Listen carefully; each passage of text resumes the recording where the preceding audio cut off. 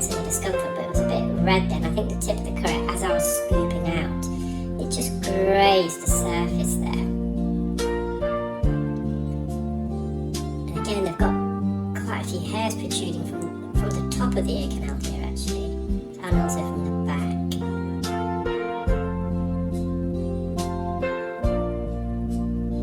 So this is, although it took me about 5 or 6 minutes, it was a lot easier, significantly easier than the other ear. Okay, I'm just trying to find where the canal wall is so I can get in between it. It's difficult to see with the hairs, so I'm just pushing the wax inwards.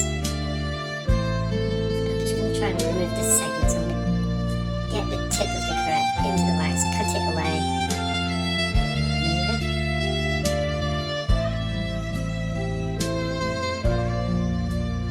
Bit of a gap there.